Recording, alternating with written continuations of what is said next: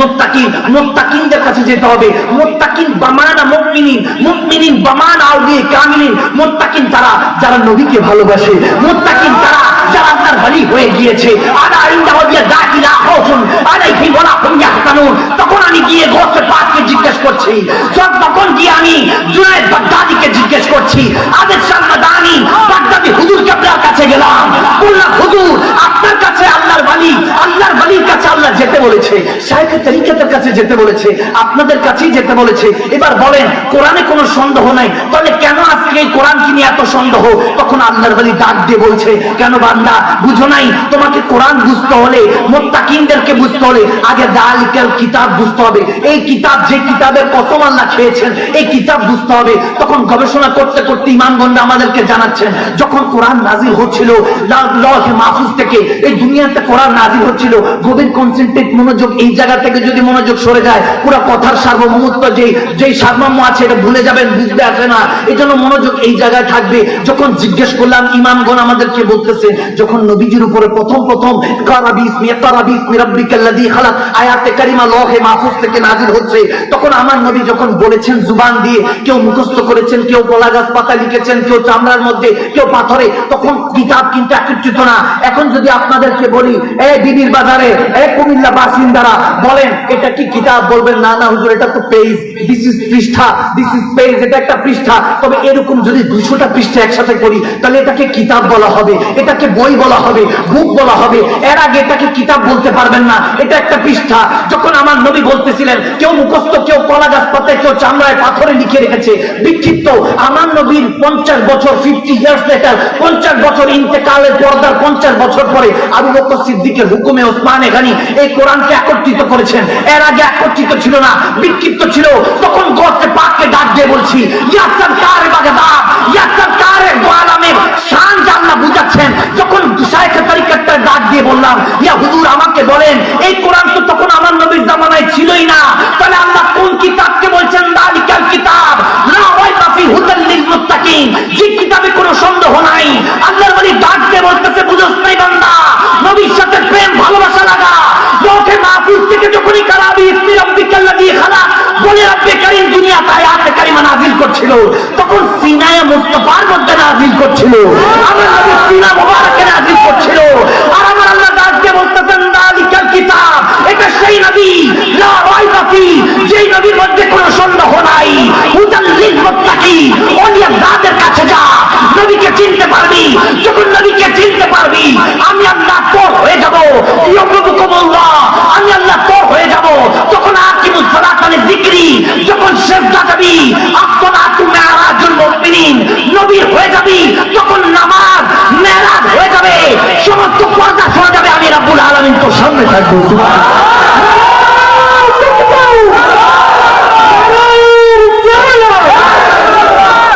পবিত্র ঈদে মিলাদুন নবী,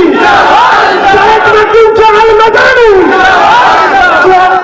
আল মাদানী জিন্দাবাদ, জিন্দাবাদ। বুঝা যায়? কষ্ট হচ্ছে না, বানানো কথা বলেছি, ওলামায়ে কেরামদেরকে নিয়ে সামনে বসেছি। কোন বানানো কিচ্ছা কাহিনী, এটা তাফসীরুল কোরআন। কোরআন বুঝতে তাফসীর করতে মজা আছে কি নেই?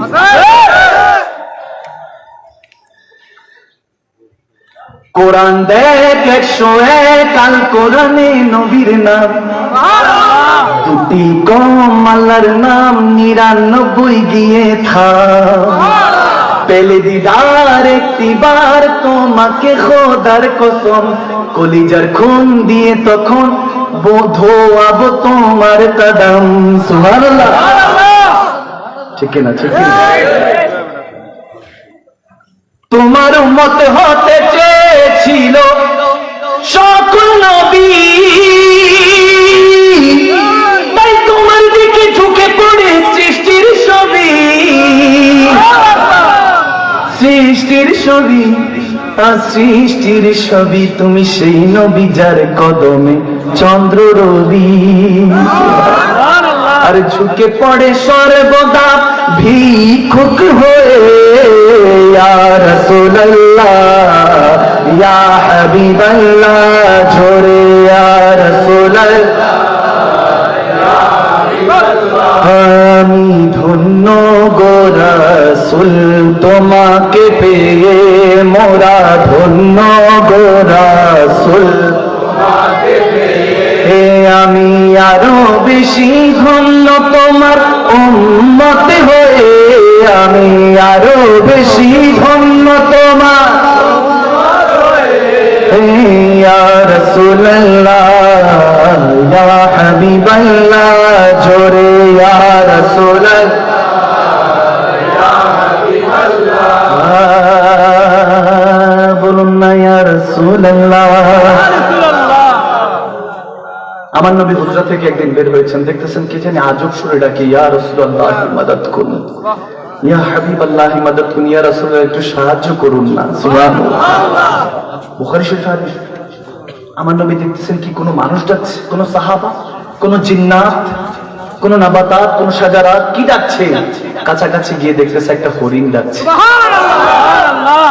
আমি প্রায় সময় হাদিসটা তেলাওয়াত করি, যতবার পড়ি ততবার মনে হয় হরিণটার জায়গায় যদি আমি থাকতে পারতাম। আমার নবী আমার কণ্ঠটা শুনে বলতে, কে ডাকছে আমাকে? इश्क नबी हासिल नहीं लाख मोमिन हो लेकिन ईमान कामिल नहीं। আমার নবীর ভালোবাসা ঈমান। বান্দা আজকে নিজেদের দিকে চেয়ে দেখুন, মনে করছেন টেকনোলজি কত কিছু, মাইক টাইক ডেকোরেশন, ক্যামেরা, কলিং এর মাধ্যমে এক জায়গা থেকে আরেক জায়গায়, কত জায়গায় ফ্রিকোয়েন্সির মাধ্যমে কথা বলছে, কত উন্নতি, কত কিছু।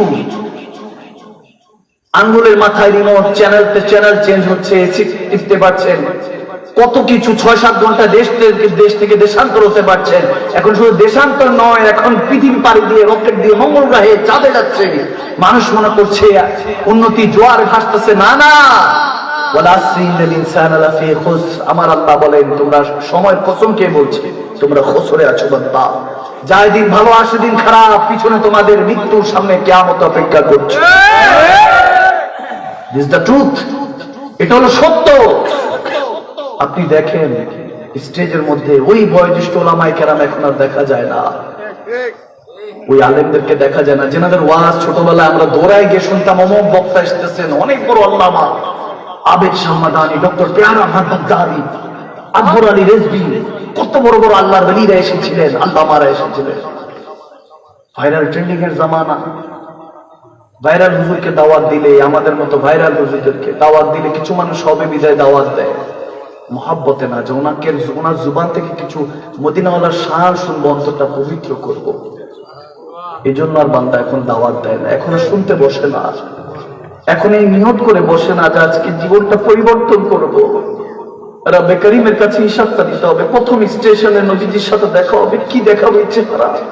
যদি নবীজি বলে লাদ্রি, চিনি না, আমরা গুনাহগার, ফাসিক, মিথ্যুক, বেনামাজি। আমি নবী ইসলামের পোশাক পরে গাদ্দারি করেছে, মিথ্যা বানোয়াট কথা বলেছে, মানুষ যাতে সালাম দেয়। কি চেহারা দেখাবো এই চেহারা? আপনারা ভালো আছেন আমার থেকে, মাশাআল্লাহ, আমার কথা বলছি। এই জন্য খেতাবাতের আগে পরে আমি কখনো কোনো হিসাব নিষ্কাশ নিয়ে কোন কারোর সাথে কোনো কথা বলি না। আমি কি কথা বলবো? আমি গুনাহগার মানুষ, বাকি সবাই আমাকে শুনতে এসেছে, বসতে এসেছে, এটাই তো অনেক বড় বিষয়। ভাইরা আমার নবী দেখতেছেন ওই হরিণটা ডাকছে। যখন হরিণটার কাছাকাছি গেলেন, বলে, হরিণ কি হয়েছে, ক্যা হুয়া? ইয়া রাসূলুল্লাহ, বিপদে পড়েছি, আমাকে শিকারী আটকে ফেলেছে, আমার দুটো ছোট ছোট বাচ্চা আছে, হরিণ বলছি একটু পান করিয়ে, দুধ পান করিয়ে চলে আসবে, একটু যদি সময় মহলত নিয়ে দিতেন। আমার নবী শিকারের দিকে তাকালো, এ শিকারী, হরিণের দুটা বাচ্চা আছে, একটু দুধ পান করিয়ে চলে আসবে, একটু কি সময় দিবা?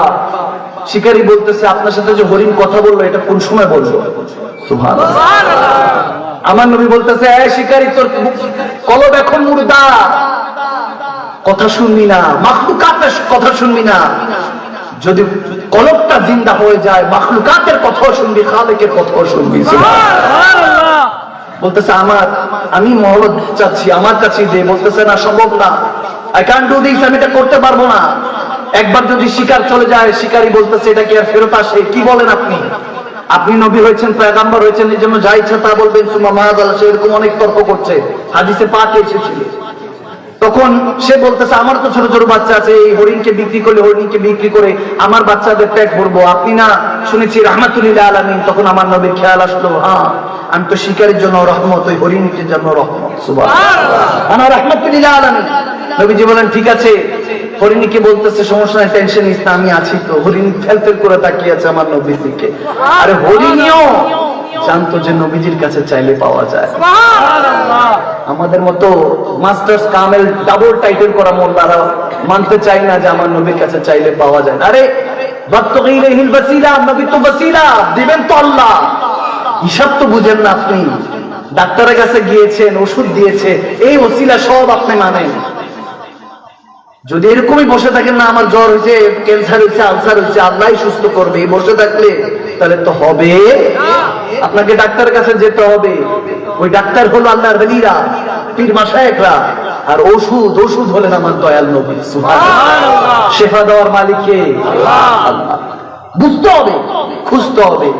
যখন হরিণী বললেন যে ইয়া রাসূলুল্লাহ একটা ব্যবস্থা করেন, তখন শিকারীর দিকে আমার নবী তাকিয়ে বলছে আচ্ছা ঠিক আছে, আমাকে ধরে রাখ, আমাকে বেঁধে রাখ, যতক্ষণ পর্যন্ত হরিণী না আসতেছে। শিকারী বলতেছে এত বড় অপরচুনিটি আর কখনো পাবো না, এমন বড় সুযোগ। কারণ নবীজি তখন বেচা কেনার কথা ছিল, মানে বান্দা বেচা কেনার কথা ছিল যে আমার নবীজিকে নাউজুবিল্লাহ মক্কা মদিনার বাজারে উঠাবে, তাহলে কোটিপতি সাহাবা যারা আছে তারা চড়া দামে কিনে নিয়ে যাবে, নাউজুবিল্লাহ। তার মধ্যে কুখেয়াল আসা শুরু হইলো। যখন বলছে ঠিক আছে আপনাকে ধরে রাখবে, সমস্যা নেই, আপনি যদি নিজেকে বন্ধক দেন তাহলে বন্ধক রাখেন। নবীজিকে বন্ধক রেখে হরিণীকে যেতে দিচ্ছে। তখন আমার নবীজি হরিণীর দিকে তাকিয়ে বলতেছে হরিণী ফিরে আসবি তো? তখন হরিণী বলছে ইয়া রাসূলুল্লাহ, ইয়া হাবিবাল্লাহ, আপনার সাথে ওয়াদা করেছি বেওয়াফাই করব না, ওয়াদা খেলাফ করব না। আর ওই জামানার হরিণও ওয়াদা খেলাফ করতো না। এখন আমরা রেডিমেড উম্মত, আমরা মুসলমান ওয়াদা দিয়ে ওয়াদা খেলাফ করি। উম্মত হরিণ থেকে শিখেন। ওই জামানার হরিণ আর এখনকার মুমিন অনেক দাম, অনেক পার্থক্য। যখন হরিণ চলে গেল, আমার নবী তাকিয়ে আছে। হরিণ চলে গেল, শিকারী মুস্কি মুস্কি হাসতেছে, বলতেছে আপনি অনেক বড় ভুল করে ফেলেছেন। আজকে তো মক্কা মদিনার বাজার গরম থাকবে, আপনি নবী মুস্তাফাকে উঠাবো, নাউজুবিল্লাহ। যখন এরকম বলতেছে আপনাকে বেচবো, কারণ বেচা কেনা বেচার কথা ছিল ওই সময় মানুষকে মানুষ। যখন এরকম হলো, কয়েক ঘন্টা পাড়ি দিল। এখন শিকারী নবীজির দিকে তাকিয়ে বলতেছে কই হরিণ তো আর আসে না। বললাম না শিকার একবার চলে গেলে আর ফিরে আসে না। আমার নবীজি তখন পথের দিকে একটু তাকালেন, দেখতেছে হরিণটা দৌড়াতে দৌড়াতে আসতেছে, হাঁপাতে হাঁপাতে আসতেছে। এসে হাদিসের এই জায়গায় এসেছে, দুইটা পা এভাবে সামনের দিকে, আমার নবীর এখানে সামনের দিকে এভাবে এগিয়ে দিয়ে বলতেছে লাব্বাইক ইয়া রাসূলুল্লাহ, লাব্বাইক ইয়া হাবিবাল্লাহ, ইয়া রাসূলুল্লাহ ওয়াদা করেছি ফিরে এসেছি বাচ্চাদেরকে দুধ পান করিয়ে। আমার নবী শিকারীর দিকে তাকিয়ে বলতেছে এই শিকারী, তুই তো এটা বাজারে বিক্রি করবি, আমি নবী মুস্তাফা খরিদ করতে চাই, আমার কাছে বিক্রি কর। তখন শিকারী বলতেছে বেচা কিনা পরে, আগে বলেন যে এই হরিণ যে আপনার সাথে কথা বলছে এটা আমি কিভাবে শুনতে পাচ্ছি? আমার নবী বলে আমার আল্লাহ বলেছেন যখন তুই সব সঙ্গ নিবি তখন তোর কলিজা, তোর কলব সবকিছু কাজ খুলে যাবে। আমার নবী বলতেছেন আমার কাছে এতক্ষণ থাকার কারণে তোর কলব পরিষ্কার হয়ে গিয়েছে। এখন তুই মাখলুকাতের কথাও শুনবি, খালিকের কথাও শুনবি। সেই শিকারী বলতেছে ইয়া রাসূলুল্লাহ, ইয়া হাবিবাল্লাহ, আমার মা বাবা আপনার কদমে কোরবান, হরিণ আপনাকে হাদিয়া করে দিলাম, আমাকে কলমা পড়ান। সে কলমা পড়ে আমার নবীর কাছে মুসলমান হয়ে গেল। এবার শিকার আর শিকারী দুজনের দিকে তাকিয়ে আছে।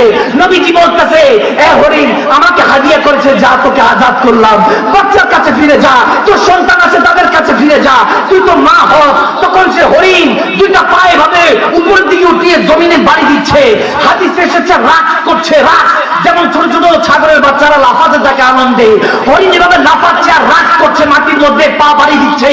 বলতেছিল যে আজকে আমার সওদা বাজারে মুস্তাফার মধ্যে হয়েছে, আজকে আমার নবী আমাকে খরিদ করে আজাদ করে দিয়েছে। তখন হয়তো ওই শিকারী একসাথে হয়ে দুজনকে হয়তো এভাবে বলতেছিল যে না भी अंदाज हमारे नहीं होते, अगर झोली में टुकड़े मुस्तफा तुम्हारे नहीं होते, मिलती हुजूर नाथ के दर से भी इस मंगतों की यहाँ गुजार नहीं होते। হয়তো সেদিন শিকারী সাহাবী হয়ে হরিণ আজাদ হয়ে এটাই বলছিল নবী না হয়ে এই দুনিয়ায় না হয়েছি ফেরেশতা খোদা, হয়েছি যে নবী উম্মত আপনার কাজ করে শুকর হাজার বার।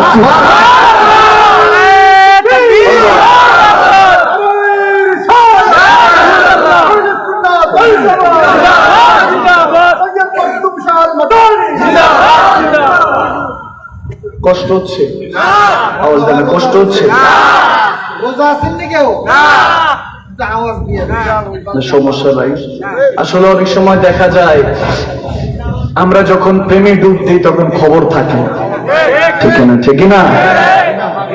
আর যেহেতু শাহপুরী আশিকে রাসূলরা বসেছে, শাহপুরীরা বসেছে, আবিদিরা বসেছে, আশিকে রাসূলরা বসেছে, নবীর কথা হচ্ছে, হয়তো ডুব দিয়ে নবীকে দেখার খোঁজার চেষ্টা হচ্ছে, ঠিক না? সারা রাত আমি করতে পারবো না, আমি তো খেয়ালও করি না, আমি যে 11টার 5-এ দৌড়ছি, এখন 12টা 10 বাজে, ঘন্টা খানিক পার হয়ে গেছে, আপনারা টের পাইছেন? আমি কিন্তু পাই না, আমার কাছে মনে হচ্ছে 2 মিনিট হয়েছে। মাহবা বলবেন না? আপনাদের যদি এরকম অবস্থা দেখি যে না হুজুর শুনতে ভালোই লাগছে, তাহলে ফজর। 2-4 জন কইতাছে সবাই ভয় না তো, চলবেনি চলবেনি, শেষে দিয়ে তো একটু ইশকে রাসূলের জিকিরও হবে ইনশাআল্লাহ, একটু নাতে মুস্তাফাও হবে, ঠিক না? ইনশাআল্লাহ। আমি একটু খাস তাওয়াজ্জু এখন শানে রিসালাতের পর একটু শানে বেলায়েত, সুবহানাল্লাহ বলবেন না? জামানা চলতেছে শানে বেলায়েত, এখন নবুয়তের রিসালাতের জামানা আছে, কিন্তু হাইট বাতেন জাহির হলো বেলায়েত, যেটা মওলা আলীর কদম হয়ে গৌসে পাক, সুবহানাল্লাহ, গৌসে পাক হয়ে এই পর্যন্ত বিভিন্ন ওলিয়া দাদের মাধ্যমে ওই রাডারটা সৃষ্টি করে রেখেছেন আল্লাহ। আলা ইন্না আউলিয়াল্লাহি লা খাউফুন আলাইহিম ওয়া লা হুম ইয়াহজানুন, আল্লাহর ওলিদের ইহকাল পরকালে কোনো ভয় নাই, কারণ তেনারা দুনিয়ার নেতা কেতা ভয় পায় না, তারা একমাত্র একজনকে ভয় পায়, তিনি কে? আওয়াজ দেন, আওয়াজ মাইনা আরো জোরে বলতে, তিনি কে? এই দুনিয়াতে আলমে আরোহা থেকে মায়ের হুকুমে আসছি, কার হুকুমে? আওয়াজ মাইনা, কার হুকুমে আসছি? মায়ের থেকে, মায়ের পেট থেকে 1 মাস 2 মাস 7 মাস 8 মাস, দেখেন আলোয় পাকে যখন ছিলাম কয়েক কোটি বছর, যতদিন আল্লাহর হুকুম হয়েছে ইন্তেকাল হও, ট্রান্সফার হও, আল্লাহ বলেছেন ট্রান্সফার হতে, মায়ের পেটে ইন্তেকাল হয়ে চলে এসেছি, ট্রান্সফার হয়ে যখন মায়ের পেটে এসেছি তখন আবার ওখান থেকে 1 মাস 2 মাস 7টা থেকে শুরু করে 9 মাস 10 দিন 10 মাস 10 দিন যার হুকুমে ছিলাম ওখানের মধ্যে নিঃশ্বাস নিয়েছি, খেয়েছি, এরপর বলেছি ইন্তেকাল হও, ট্রান্সফার হও, রব্বানা আতিনা ফিদ দুনিয়া, দুনিয়াতে এসে পড়েছি, বলেন তো কার হুকুমে? আওয়াজ দেন, কার হুকুমে? এখান থেকে 1 বছর 2 বছর 60 বছর 100 বছর 500 বছর, হযরত আদম সাফিউল্লাহ 1000 বছর, সুলাইমান আলাইহিস সালাম 1600 বছর হায়াত পেয়েছেন মতান্তরে, এভাবে হায়াত যতদিন থাকবে থাকবো, এরপরে কুল্লু নাফসিন যায়কাতুল মউত, এরপর হুকুম হবে দুনিয়া পাল্টাও, ইন্তেকাল হও, ট্রান্সফার হও, দুনিয়ার প্ল্যাটফর্ম ছেড়ে যখন কবরে যাব, কার হুকুমে?